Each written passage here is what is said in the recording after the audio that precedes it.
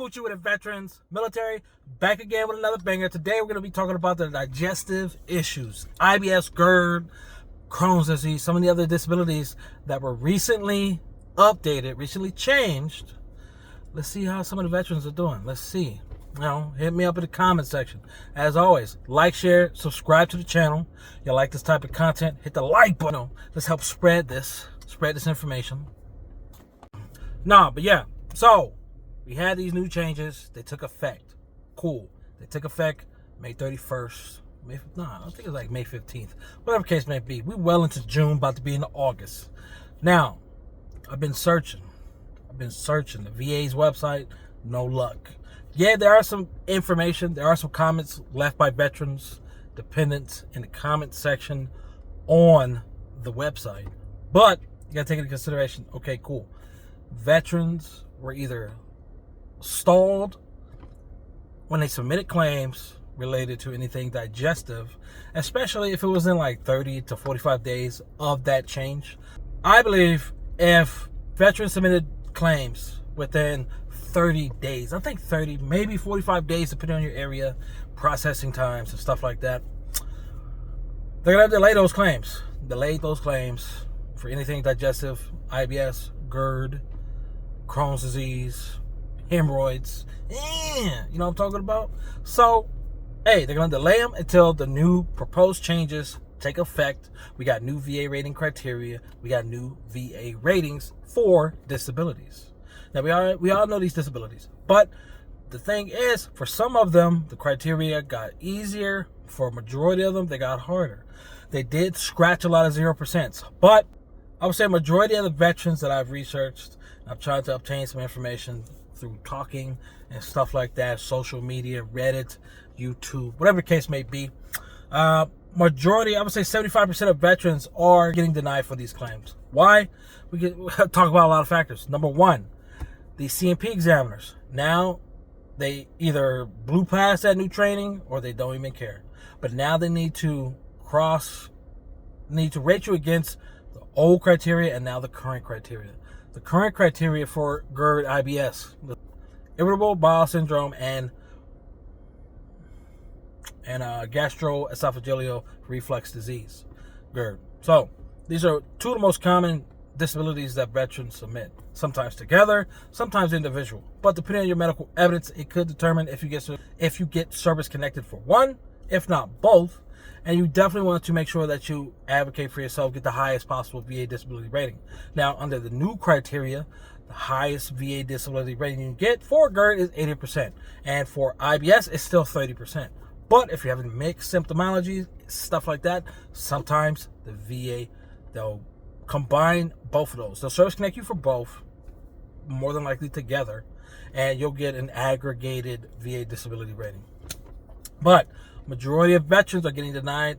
So with them taking away the 0%, they're going to deny a lot of claims because a 10%, you're on the board. You're service connected, regardless of how strong or weak your medical evidence is. Now, the claim specialist that receives your claim, and they're going to be processing it. Hopefully, they took their training serious. Hopefully, they're still continuing and trying to understand how different claims, how each veteran is different. Claims are going to be different. Medical evidence is going to be presented differently. Hopefully, some of these claim specialists, examiners, VA raters, to give the veteran the benefit of the doubt.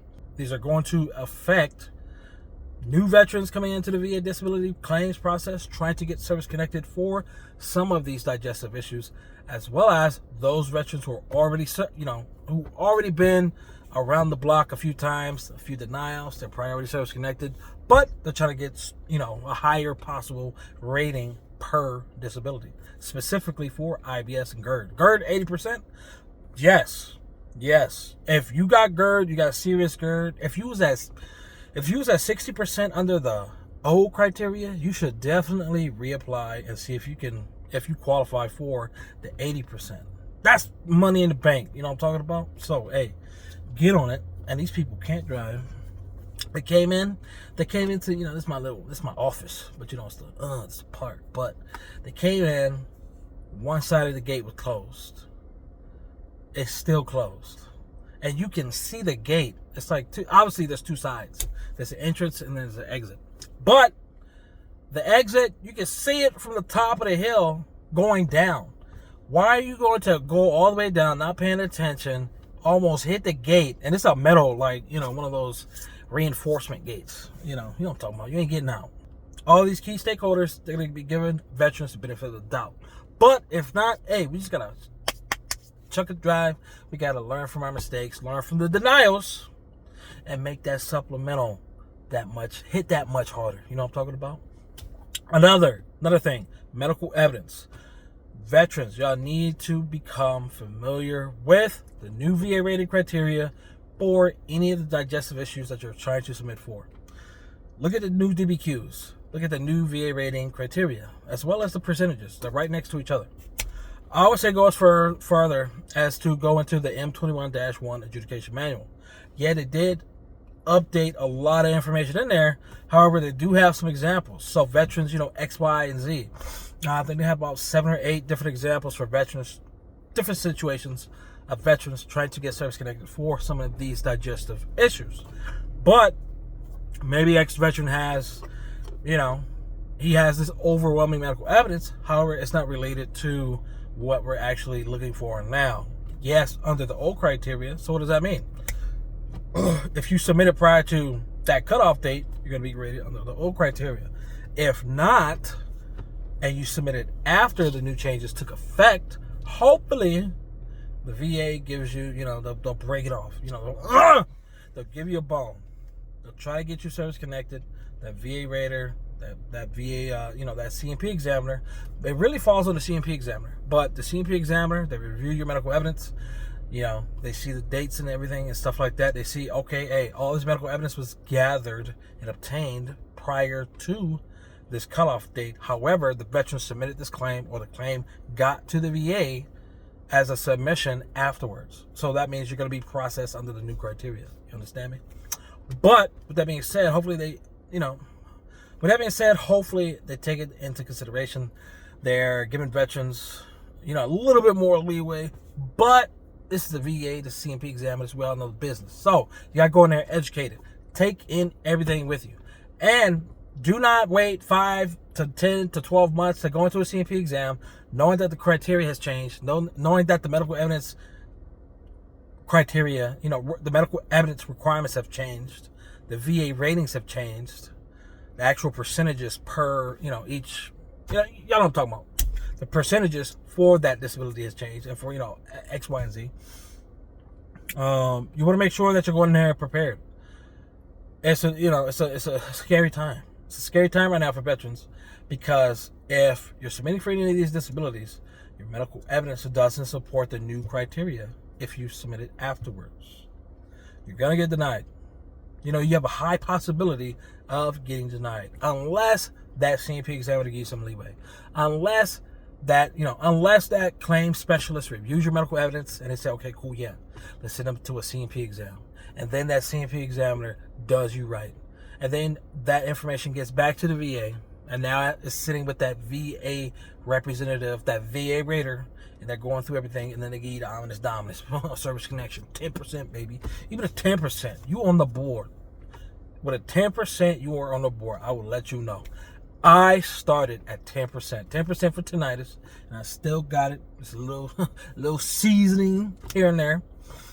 Migraines at 0%. Everything else was denied. Look at me now. Today, all those denied VA disabilities, all those denied claims, I got service connected on supplemental, to include some secondaries on top of that original claim. There's 5 ways of service connection. I've been service connected under all 5 methods, I believe. If not 4, I think 4 to 5. No, I think 4. Direct, secondary, presumptive, service aggravation. What's that 5th one? What's the 5th one? Help me out in the comments. What's the 5th way of service connection? Whatever it is, I'm sure I got it. Maybe not. I'm not sure. We'll see. Yo, but hey, that's all I got for y'all. As always, like, share, subscribe to the channel. Hit the like button. It don't cost you nothing. You don't talk about. And until next time, it's motherfucking Debo. Y'all stay Gucci with it.